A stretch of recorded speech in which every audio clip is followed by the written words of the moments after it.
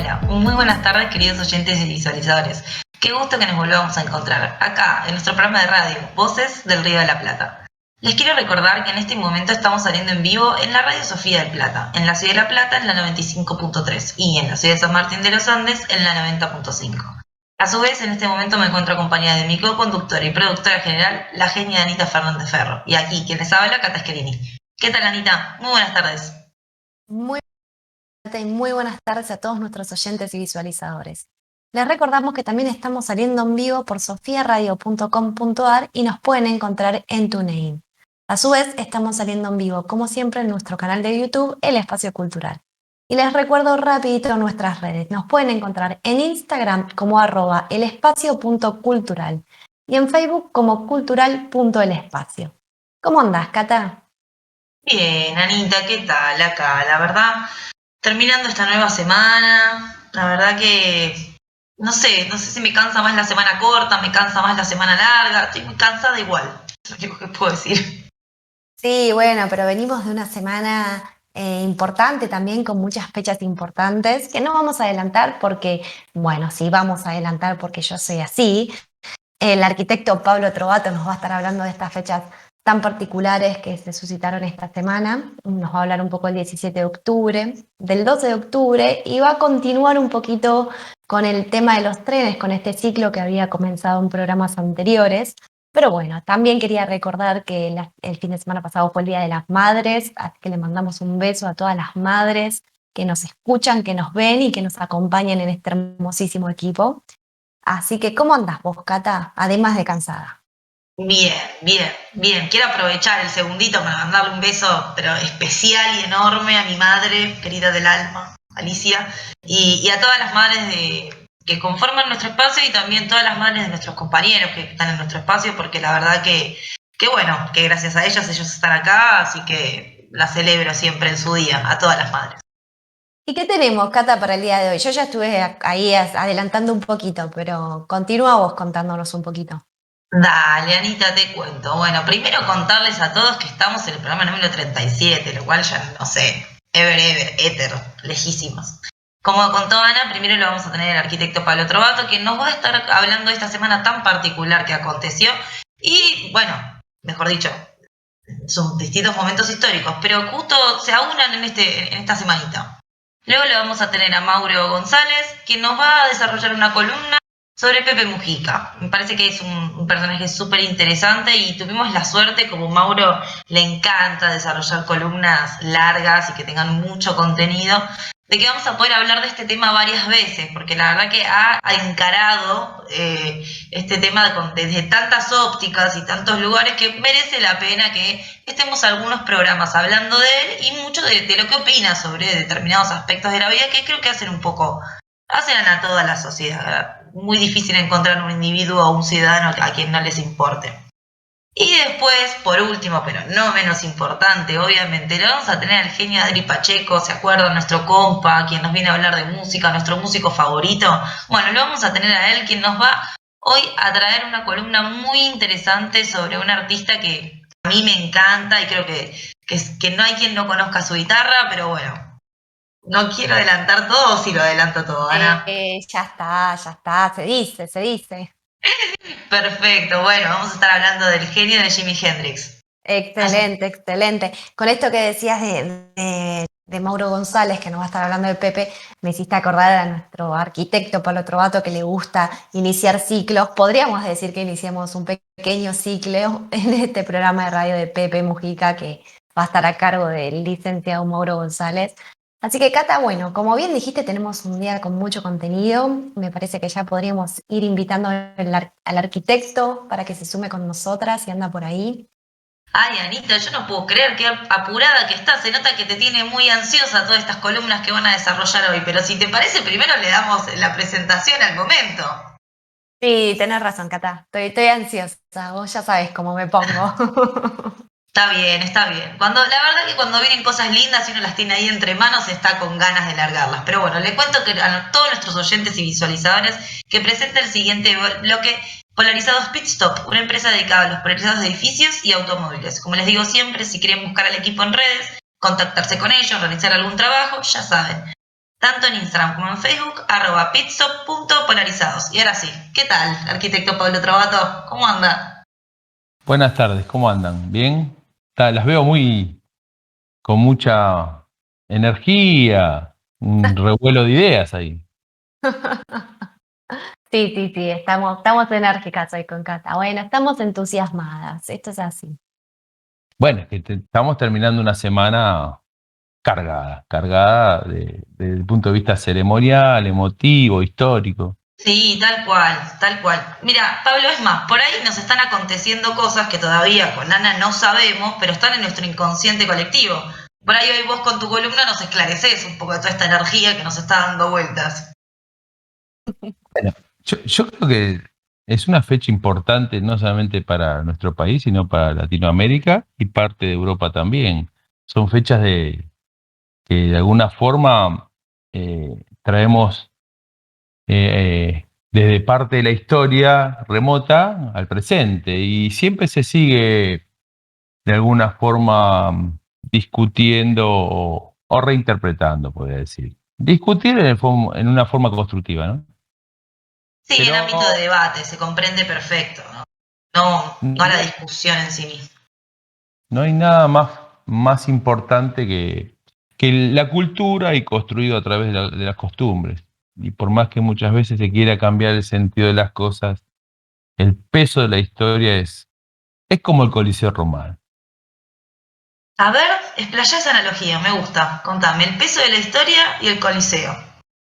El Coliseo Romano es un elemento cultural, arquitectónico, patrimonial, que muchas veces ha intentado ser derruido, demolido, pero está siempre ahí, ¿eh? Está siempre ahí y de alguna forma representa mucho más que arquitectura.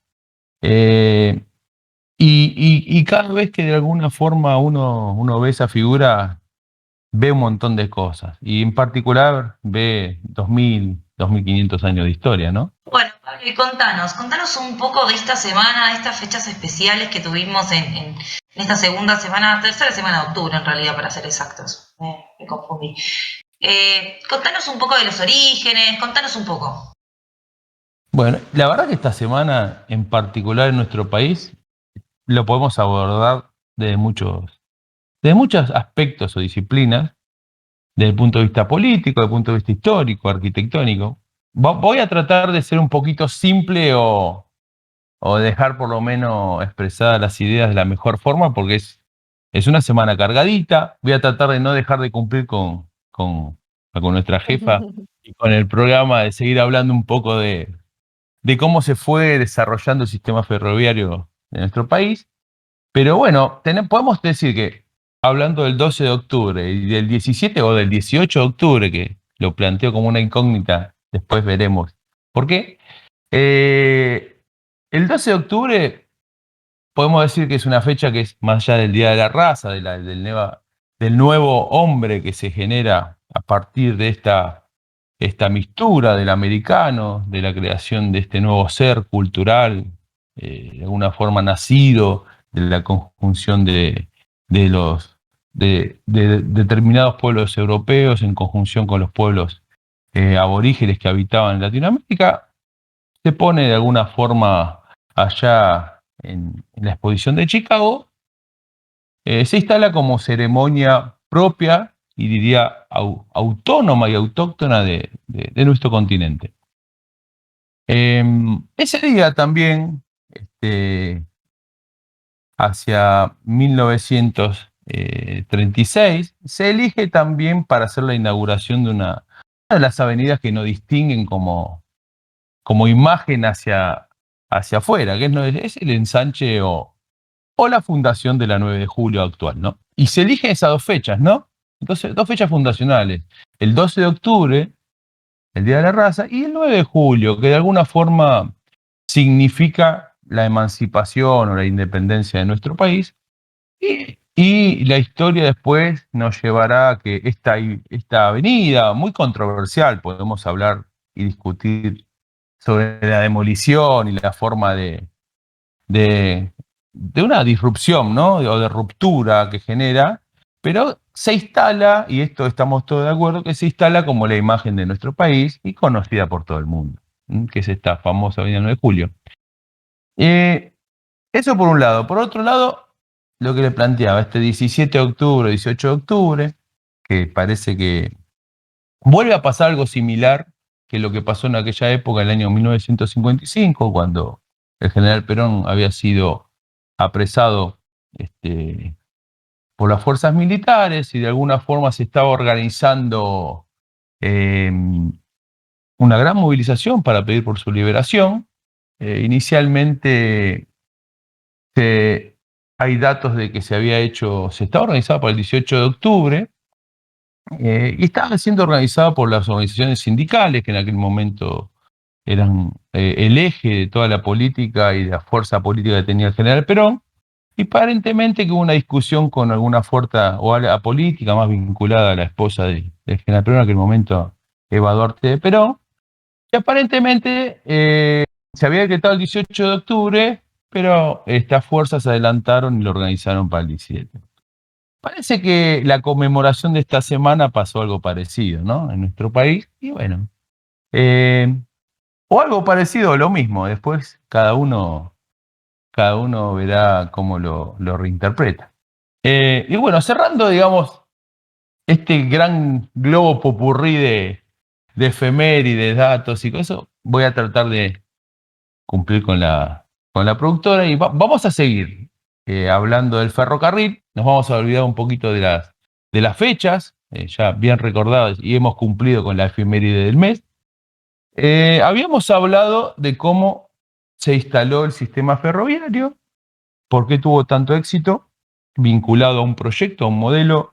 Yo diría que después con los tiempos lo vamos a discutir. Es un modelo más foráneo que argentino y funcionó totalmente, y creo que a las pruebas fácticas de la historia, mientras funcionó con un sistema en el cual de alguna forma Inglaterra era un elemento particular, porque era el gran comprador de la mayoría de las materias primas que tenía Argentina y después más adelante incluso del desarrollo de la tecnología y el rubro frigorífico, que fue en aquel momento era un poco más que una industria primaria porque tenía un valor agregado importante. Cuando de alguna forma ese sistema se cae o se rompe, o este acuerdo exterior o esta demanda exterior se rompe, el sistema ferroviario empieza a caer y nunca hasta el día de la fecha se lo pudo reutilizar. Y lamentablemente van pasando las décadas y cada vez se va acortando, cercionando y abandonándose más.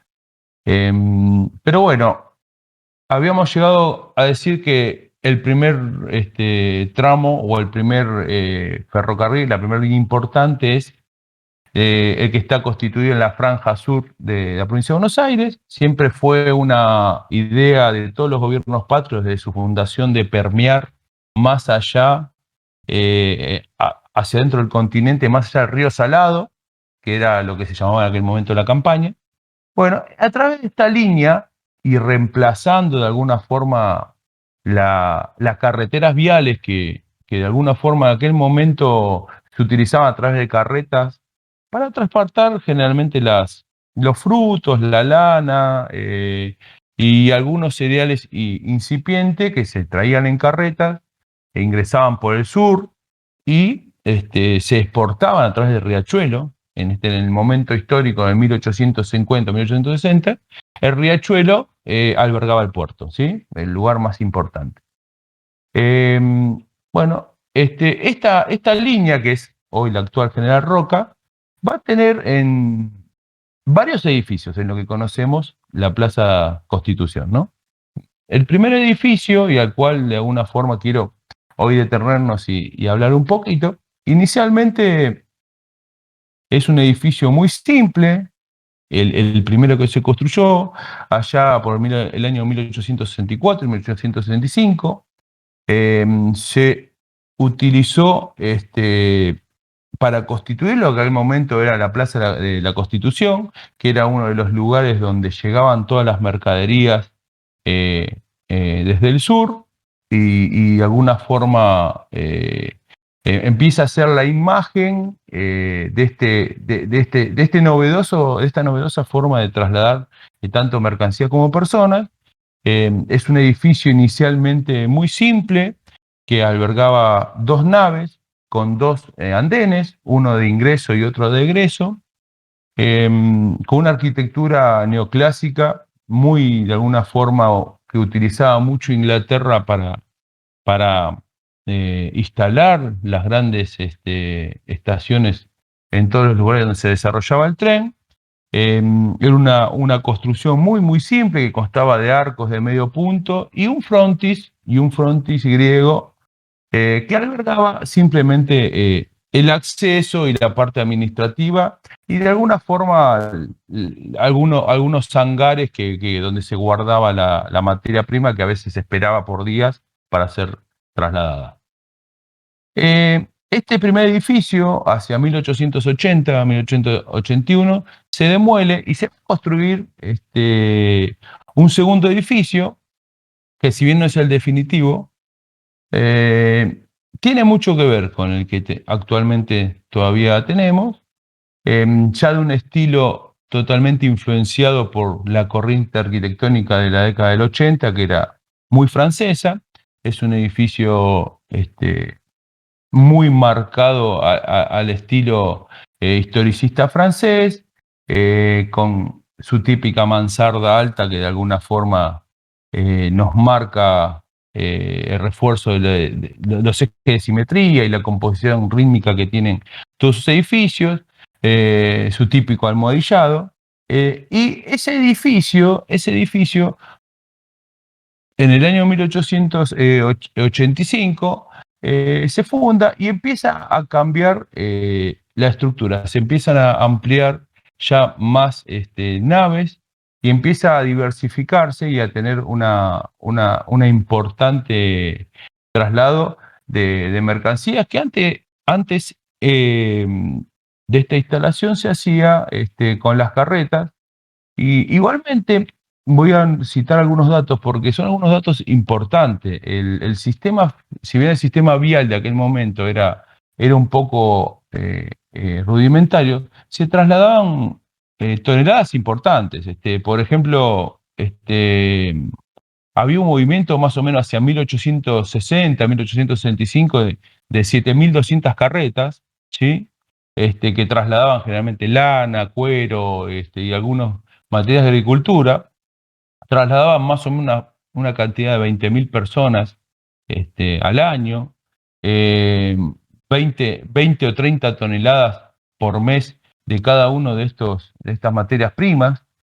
Obviamente que después el tren, cuando viene, multiplicará por 500 y por 1.000 todas estas cuestiones. Lo digo porque es importante tener en contexto lo que revolucionó el tren, ¿no? Y más allá después de la discusión que más allá podemos dar del estilo arquitectónico, utilitario, el avance que generó para el país y para el desarrollo. Bueno, muchísimas gracias, Pablo. Coincido con vos, me parece que, bueno, hoy la verdad la encaraste muy bien la columna. Me parece que estas efemérides estuvieron muy interesantes, son fechas muy importantes que no podemos dejar de mencionar. La del 12 de octubre la desconocía, así que muchísimas gracias por esa información. Espero que a todos les haya gustado como a mí. Y bueno, con los trenes seguimos hablando de lo mismo y seguimos hablando de la importancia y lo fundamental que fueron para el desarrollo de nuestro país, todas estas vías férreas de las que estás hablando. Sí, en particular quiero agregar una situación que cómo se fue construyendo, en particular las estaciones. Por eso me pareció hoy hablar de la emblemática que es Constitución, más allá después vamos a hacer una analogía con la Plaza 11 de Septiembre, que es la que hoy conocemos 11. Lo importante es que la demanda de los productores en aquel momento era tal a los gobiernos que incluso había un acuerdo privado de cesión de tierras y había mucha disputa porque de alguna forma se había estrenado esta primera línea y todos querían tener cerca la estación. Entonces muchas veces los productores entregaban en concesión las tierras para que se instalara las futuras estaciones. Bueno, muchas de estas fueron Bursaco, Gleu, las actuales, que nacieron a través de un acuerdo entre los productores, el Estado Nacional y la empresa que explotaba los trenes, pero en una conjunción, en un nivel de negociación donde la prosperidad, ¿sí?, era el fin común. Y la verdad que recordar esto tan atrás cuando nos cuesta tanto desarrollar acuerdos y sostenerlos a largo plazo me parecía importante. Sí, perdón. Sí, Pablo, coincido ampliamente. Me parece que siempre está bueno recordar estas cosas, sobre todo los edificios y, bueno, esta cosa que nos gusta a los arquitectos del valor patrimonial o el valor que tienen, nos ayuda mucho a hablar a veces de otros momentos históricos y por ahí entender determinadas cuestiones. Yo quería agarrar un poquito esta posta que agarraste con el edificio de Constitución y quería hablar un chiquitín sobre los órdenes arquitectónicos y explicar que para el momento el tren era realmente un avance muy, muy grande. Hasta ha habido quienes lo han tomado como que era una brujería, como que realmente era algo que era una piste demasiado avanzado. Y en eso fue muy interesante la mirada que se hizo desde Inglaterra para anteponer ante este sistema ferroviario y nuevo, estos materiales nuevos del hierro y del vidrio que asombraban y que llamaban la atención, anteponer estos edificios clásicos, que a su vez justo en Constitución se ve clarísimo el orden, porque tiene el basamento bien claro con ese almohadillado que nombró Pablo, que a su vez es un poco más oscuro, tiene como ese desarrollo que se da en el centro, en esa parte mediana, que serán, creo que son 4 niveles o 3 niveles más o menos, y luego ese remate también bien marcado, esas 2 mansardas y como una cúpula agajada, si no me confundo, ¿no, Pablo?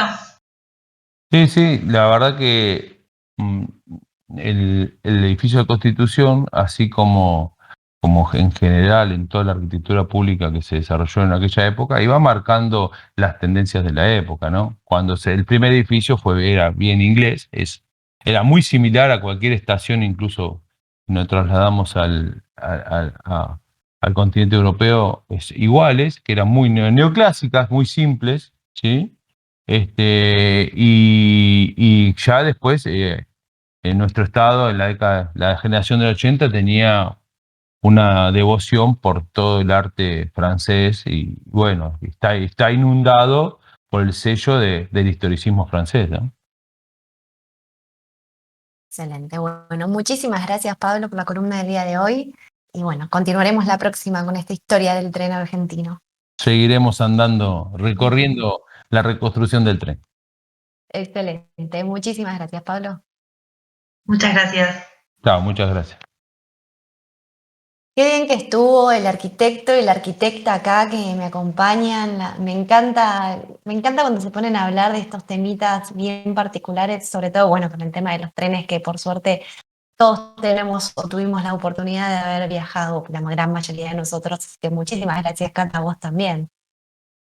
Ah, por favor, Anita, un placer, la verdad que todo magia del arquitecto Pablo, que siempre nos trae esos lugares específicos donde da lugar a que podamos por ahí ir contando algunas cositas más y sobre todo esto, vincularnos, creo, yo intento siempre aprovechar la columna de Pablo para vincularnos con lo patrimonial y con este inconsciente colectivo que tiene que ver los ser ciudadanos porteños, ¿no? ¿No?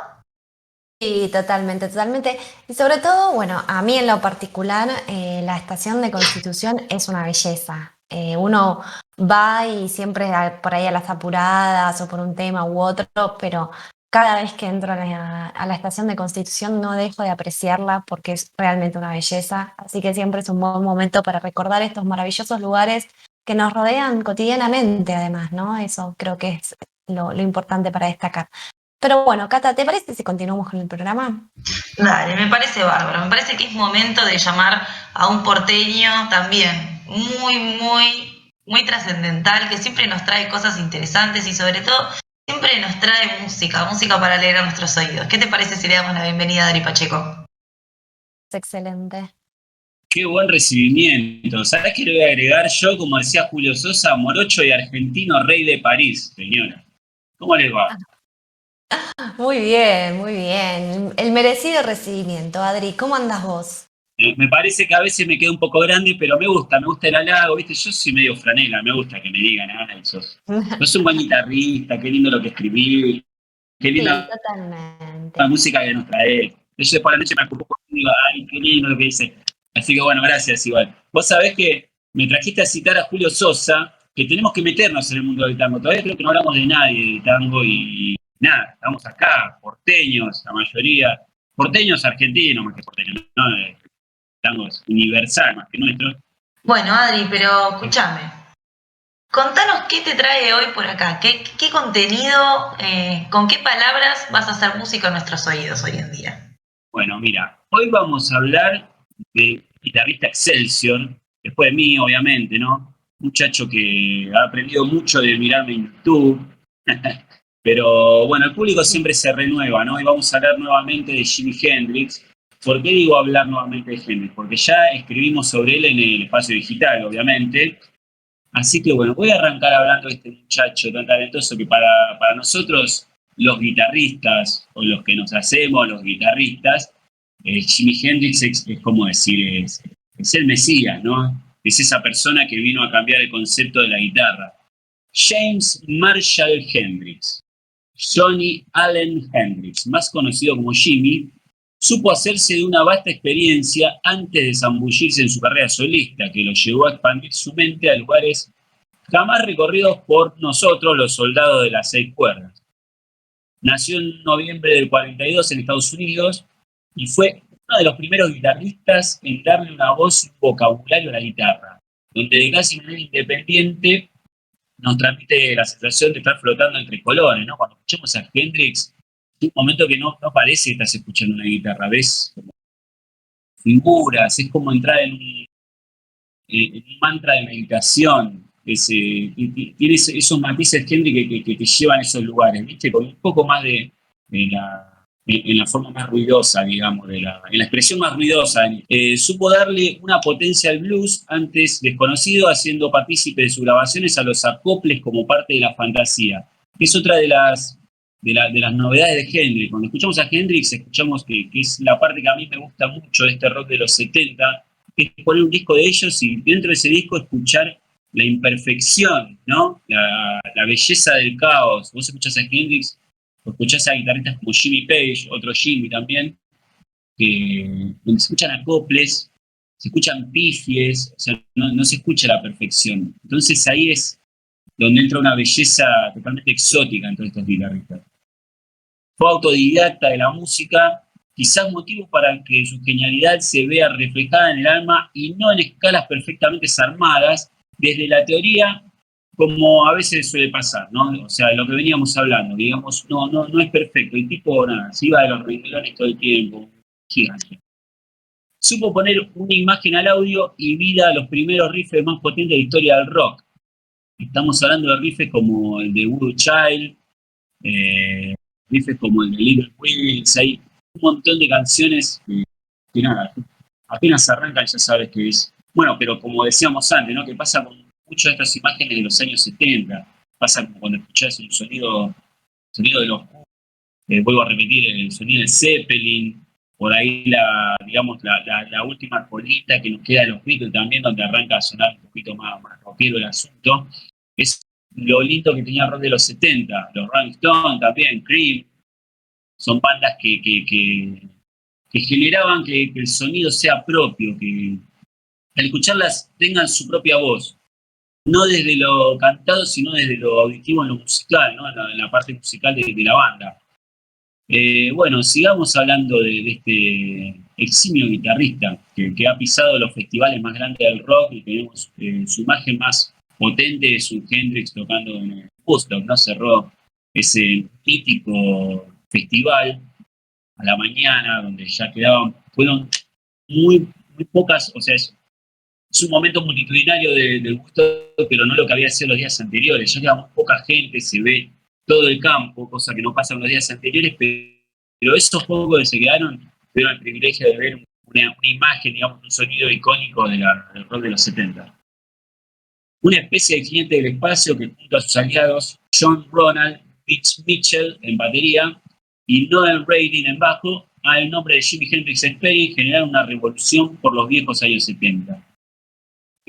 Así que estamos hablando, aparte del reclutamiento, no sé si está bien dicha, pero el reclutamiento de dos grosos. O sea, atrás Hendrix, aparte de ser Hendrix, tenía a esos dos gigantes, a Ronald y Mitch Mitchell, que para mí es uno de los mejores bateristas de la historia, que está bueno nombrarlo cuando hablamos de músicos como Hendrix.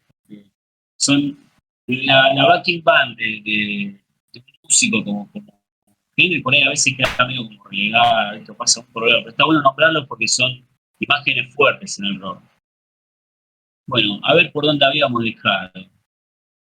Bueno, estamos hablando también de, o sea, mi generación, nacimos en un mundo ya sin Hendrix. Así que eso da también la potencia de darnos cuenta de que estamos hablando de una persona que dejó marcado a fuego una guitarra que todavía sigue sonando. O sea, chicos, muy chicos, hoy cuando forman bandas de rock, o sea, es como, es obligatorio, o sea, meter en el repertorio algo de Hendrix, porque es como parte de la Biblia de los guitarristas, es como el inicio de una voz guitarra. Después tenemos Hendrix, que nos deja también, se repite siempre en mi columna, pero es porque son muchísimos los muchachos que nos han dejado a una edad muy corta, a los 27 años también.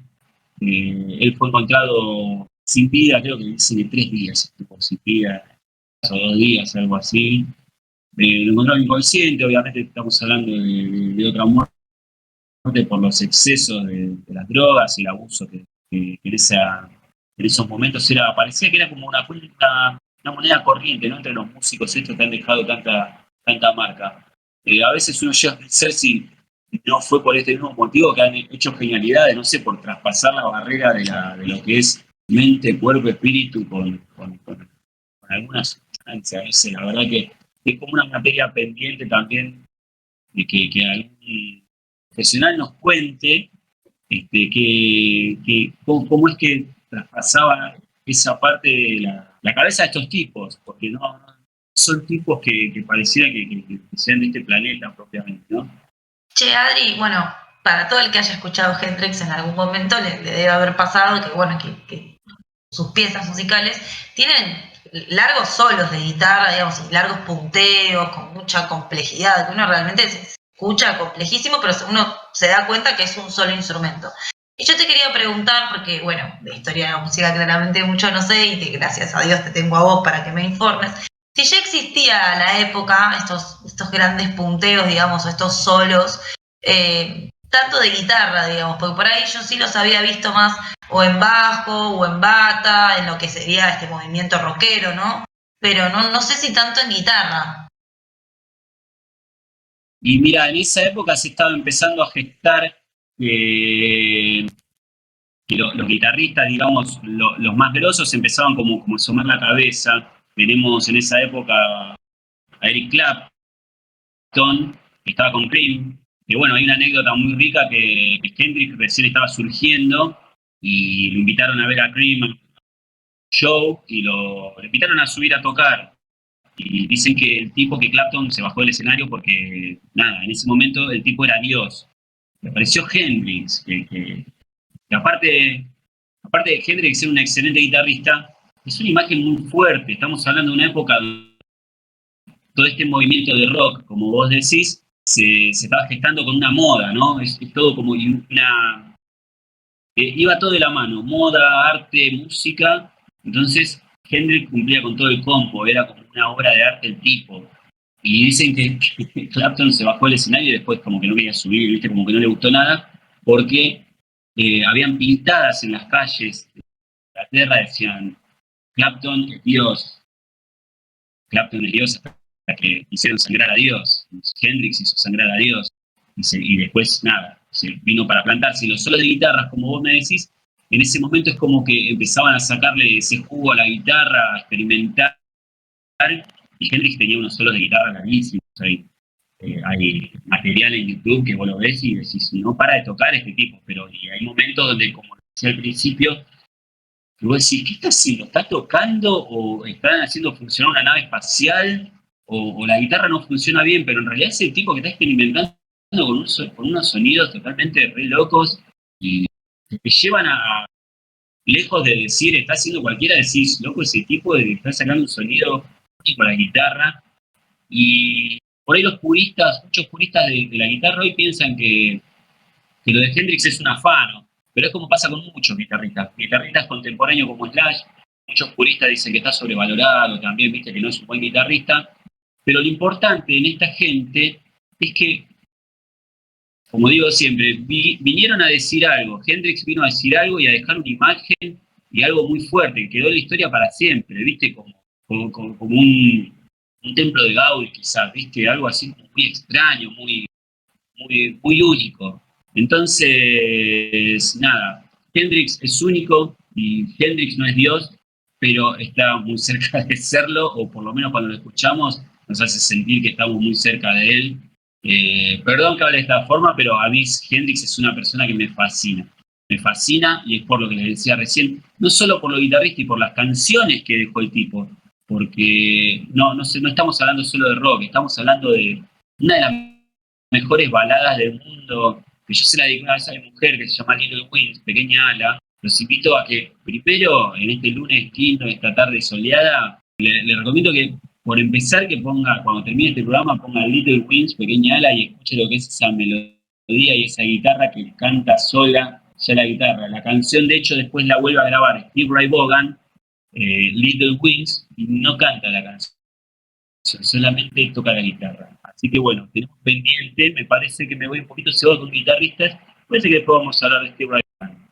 Así que bueno, le recomiendo, señora, ahora sí, me pongo así en modo recomendativo, ponga Hendrix ahora cuando terminamos, ponga Little Wing primero y después la roquea, así, tac. Aparece el filtro ese que te ponía anteojitos. Bueno, para los que no están viendo, Adri se puso unos lentes de sol impecables. Muchísimas gracias, Adri. Yo coincido con vos. Un guitarrista excepcional. Son esas personas que, a mí en lo personal, yo puedo decir que tienen un don. Son esas personas que lo que hacen es único. Y zafaste nuevamente porque que no estás con tu guitarrita, porque te íbamos a pedir que toques algo de Hendrix, ahí te quería ver. Ah, no, pero en el repertorio de las bandas, donde tuve la posibilidad de pasar, siempre sale una de Hendrix. Siempre, me encanta. Así que, Bueno, Adri, otra muchísimas oportunidad. gracias. Así espero, Nos así vemos, espero. gracias a ustedes. Nos vemos la próxima. Te mando un Aguante el beso rock and enorme. roll. Aguante el rock and roll. Muchísimas gracias, Adri. Muchas gracias por responder también mis preguntas. Qué bien que estuvo Adri, che, lo extrañaba, que no nos pudo acompañar la última vez. Me gusta el toque musical del programa de radio. Sí, Anita, coincido. Como le dije a él, un poco a modo de halago, pero mucha verdad, como siempre, viste que a mí no me gusta mentir. Sus palabras son música para mis oídos, no solamente porque está hablando de música, sino también porque me conjuga el relato, la pieza, digamos, la obra de arte. Creo que cada pieza musical es a fin de cuentas una obra de arte, y cuando empezamos por ahí a entender un poco más las aristas de quién es este artista que ejecuta esta determinada composición, me parece que nos empieza a abrir un poco más el universo y hace un poco más grande esa pieza por ahí que ya la conocemos, o esa canción que no sabemos de memoria y que hemos escuchado miles y miles de veces en distintos momentos y que nos acordamos, lo escuché en este momento en la casa de tal, cuando tenía 18, que estaba la prima, y no sé, cosas así, viste, que a uno le pasa. Sí, totalmente, totalmente. Es como la música, los olores siempre nos transportan a momentos, a veces buenos, a veces malos, pero bueno, siempre es bueno tenerlos presentes. Y Adri ahí que siempre nos da un poco más de información que por ahí uno desconoce. Y bueno, Cata, tenemos que continuar con el programa, pero antes tendríamos que presentar el siguiente momento. Ay, qué bueno, no puedo creer. Bueno, se acordó, señora, me parece bárbaro, dale. Presenta el siguiente momento Let's and Lightmore, una empresa dedicada a la tecnología LED y las energías renovables. Como les digo siempre, ya saben, si quieren comunicarse con el equipo, hacer algún presupuesto, tanto en Instagram como en Facebook, @Let's and Lightmore. Y ahora sí, le damos la bienvenida a Maurito González. ¿Qué tal, Mauro? Muy buenas tardes. Hola, hola, ¿cómo va? Bien, todo bien. ¿Vos cómo andás? Bien, bien, por suerte bien. Bueno, me alegro. ¿Qué personaje nos trajiste para el día de hoy? Sí, la verdad que es bastante interesante. Fue un reportaje que le hicieron en el diario Perfil, que se lo hizo Fontevecchia. Y sinceramente creo que es una clase magistral de filosofía popular, de filosofía profunda, de humildad y de un montón de cosas más allá que te guste el personaje o no, porque también es un personaje polémico, porque durante varios años de su vida obró de una manera y después fue cambiando, se fue reconfigurando y de ser un delincuente terminó siendo un presidente de un país y bueno, terminó siendo un referente para mucha gente de la política, para muchos ciudadanos y para muchos países. Este es el caso de Pepe Mujica. Excelente, Maurito. Bueno, vamos allá vamos.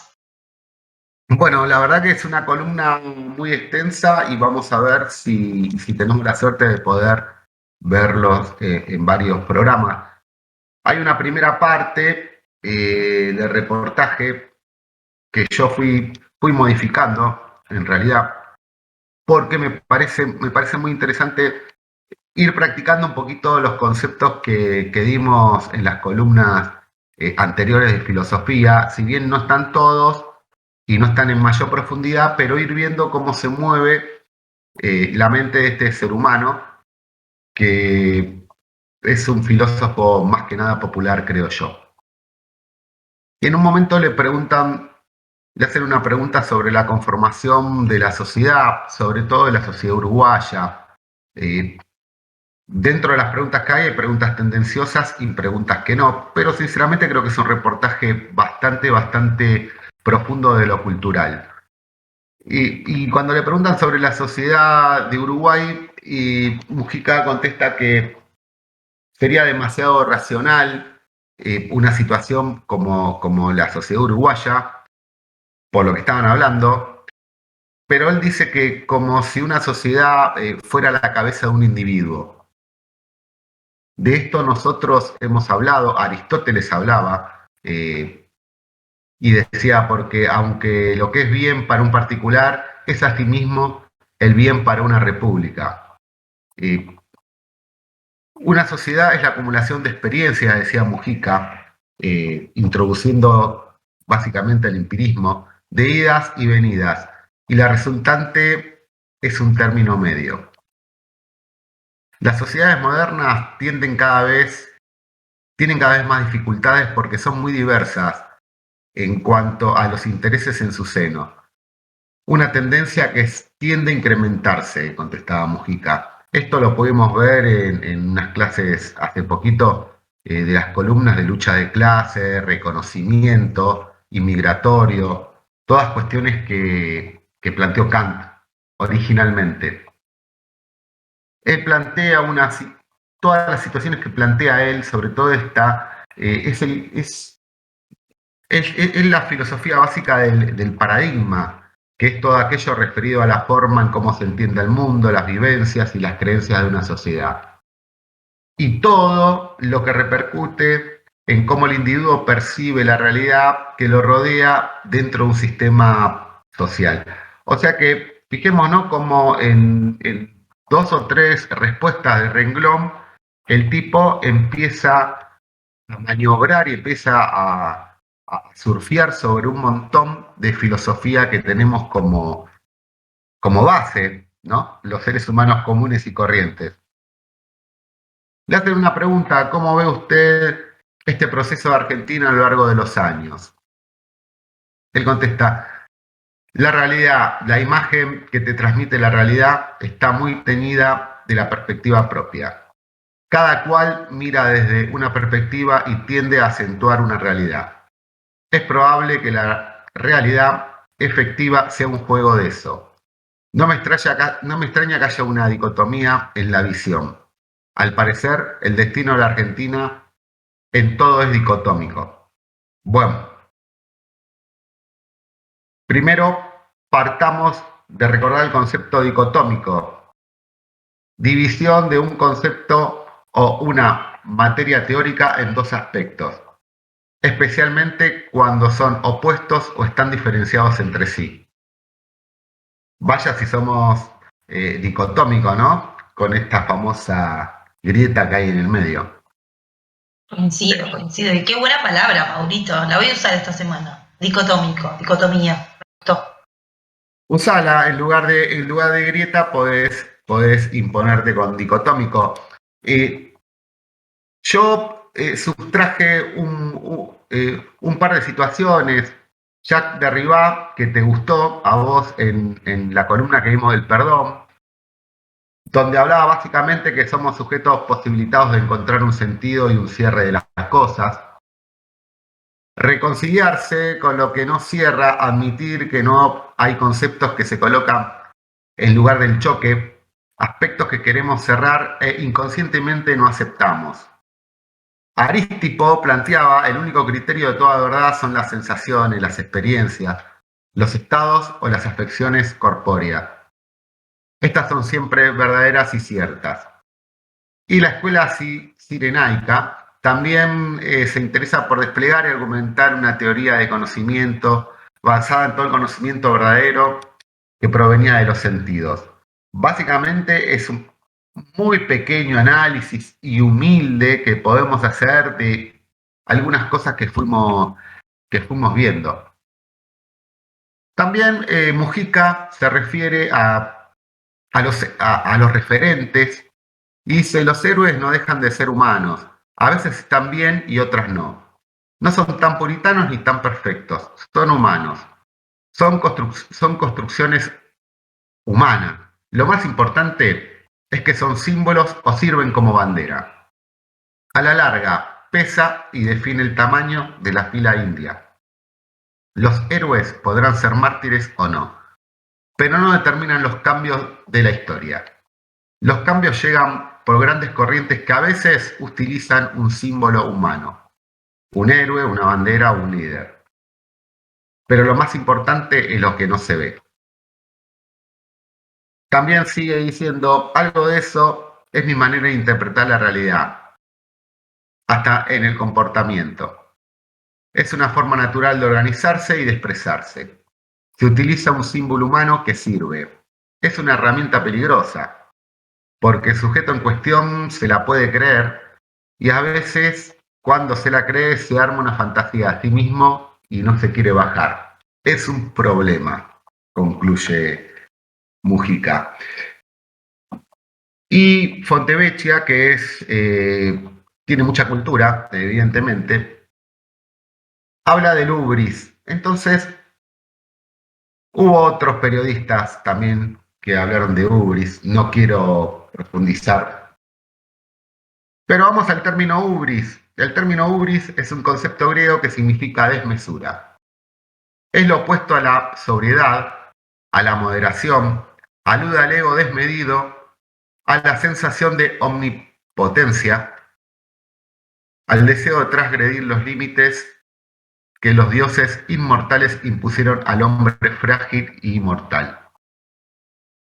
Como en una respuesta, Mujica también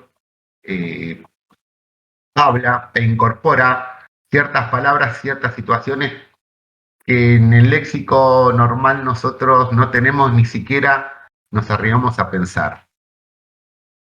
También Arístipo habla de que el hombre, y no la especie, sino el individuo, que es el único sujeto de las experiencias o modificaciones corpóreas, sigue siendo medida de todas las cosas.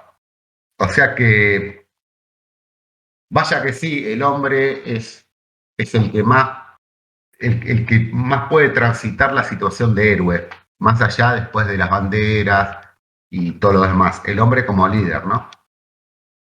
En otra pregunta, a Mujica le cuestionan una situación de política versus empresariado. Y Mujica contesta, sí, son pasiones distintas. Y no me refiero a mala fe. Digo que siempre tendrán una visión unilateral. Subjetivamente, tenderán a pensar que lo que es bueno para la empresa es bueno para el país. A veces es así, pero otras no. Bueno, por otro lado, hay otra pregunta que le hacen a Mujica, que tiene que ver con política versus empresariado. Son esta clase de preguntas que quizás puedan ser medias tendenciosas, pero tendenciosas bien para que opinen con respecto a la política de Argentina. Cuando le comparan o hablan de política versus empresariado o políticos empresarios. Entonces Mujica contesta, sí, son pasiones distintas y no me refiero a la mala fe. Digo que siempre tendrán una visión unilateral. Subjetivamente tenderán a pensar que lo que es bueno para la empresa es bueno para un país. A veces es así, pero otras no. Por otro lado, la política es una necesidad antropológica del hombre. Los humanos somos animales gregarios.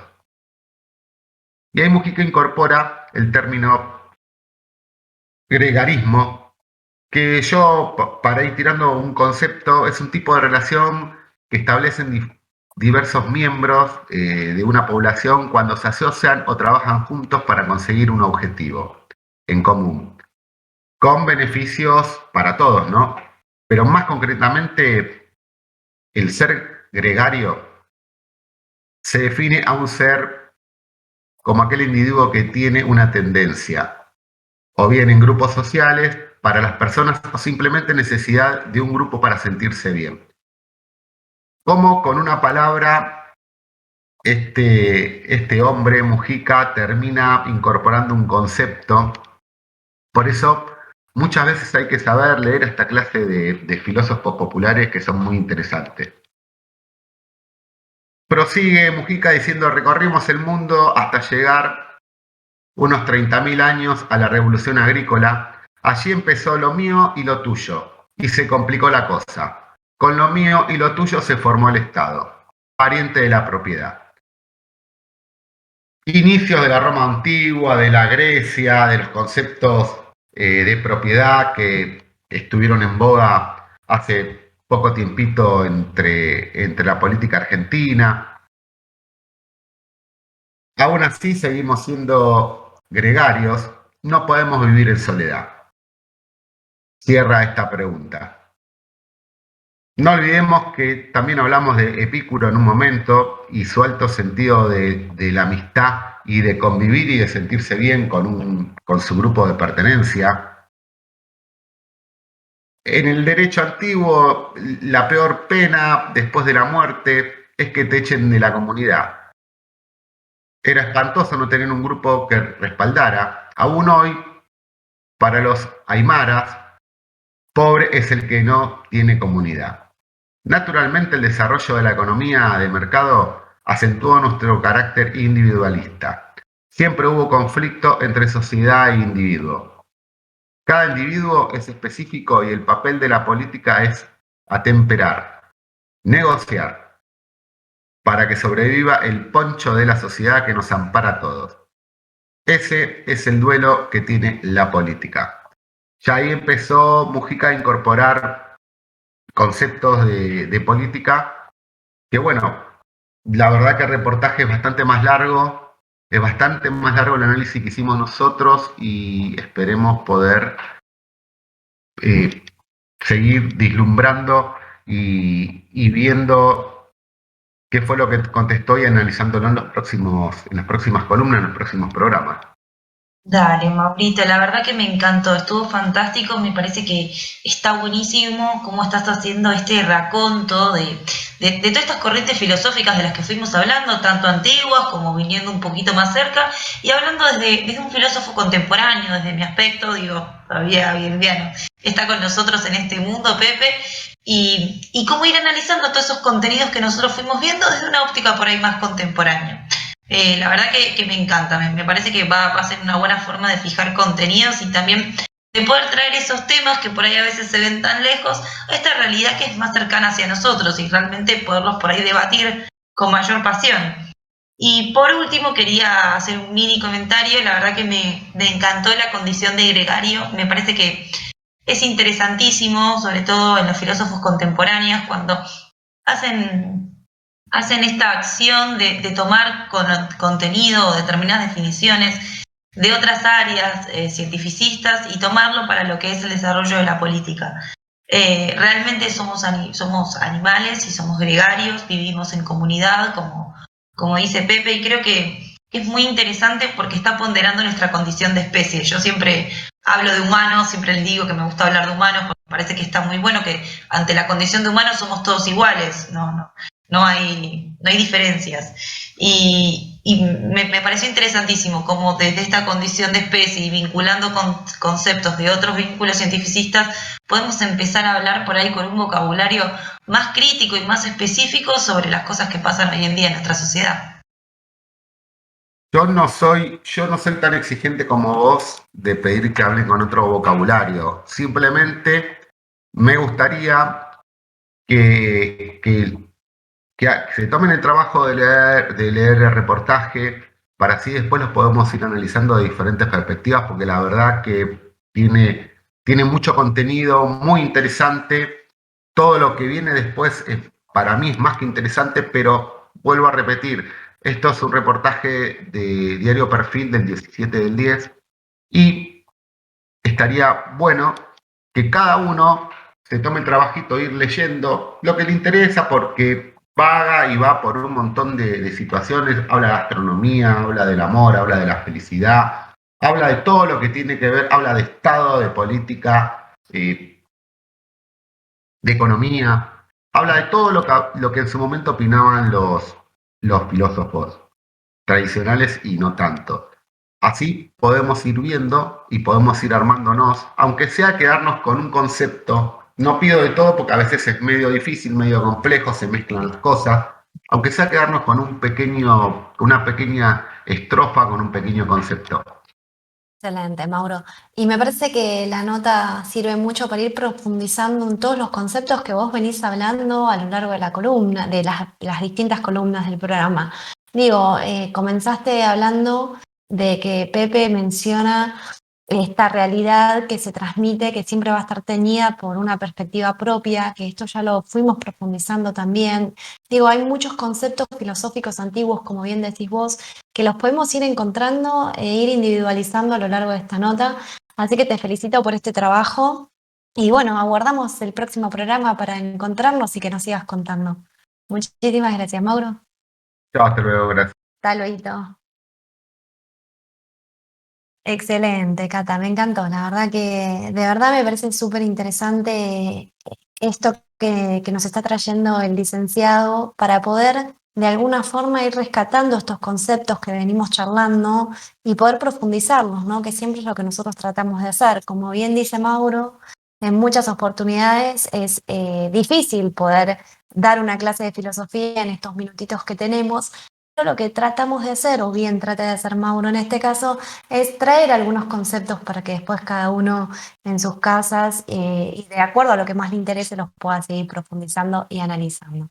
Dicho esto, Cata, se nos acabó el tiempo. Tuvimos un programa lindísimo. Sí, hermoso. La verdad que es un placer compartir esta hora con vos y con todos los columnistas que conforman Voces. Te quiero agradecer muchísimo el espacio y sobre todo muchísimo a Mauro. Me parece que está buenísima esta idea que tuvo de, a través de Pepe, un pensador contemporáneo, empecemos a revisitar todos esos contenidos que nos fue trayendo a lo largo del año y podamos hacer un balance. La verdad que está bueno y está bueno también verlo con este caleidoscopio actual por ahí un poco. Digo, yo sé que Pepe es un hombre mayor, pero creo que el que lo visto un poco y además después de lo que habló Mauro, no podés no ir a YouTube y escucharlo un rato hablar, verle la cara a la hora de hablar. Es un tipo que expresa también con lo que dice, su sencillez, su humildad y bueno, o sea, esos valores hermosos que están buenísimos. Es un gran docente, creo, porque consolida un gran ejemplo. Y antes de que se nos termine el tiempo, le quiero recordar a todos nuestros oyentes y visualizadores que seguimos saliendo en vivo en la Radio Sofía del Plata, en la ciudad de La Plata en la 95.3 y en la ciudad de San Martín de los Andes en la 90.5. ¿Y de dónde más, Anita? A su vez, estamos saliendo en vivo por sofiaradio.com.ar y nos pueden encontrar en TuneIn. A su vez, estamos saliendo en vivo en nuestro canal de YouTube, El Espacio Cultural. Les recuerdo nuevamente rapidito nuestras redes sociales. Nos pueden encontrar en Instagram como @elespacio.cultural y en Facebook como @cultural.elespacio. Dicho esto, nos encontramos la próxima semana en Voces del Río de la Plata.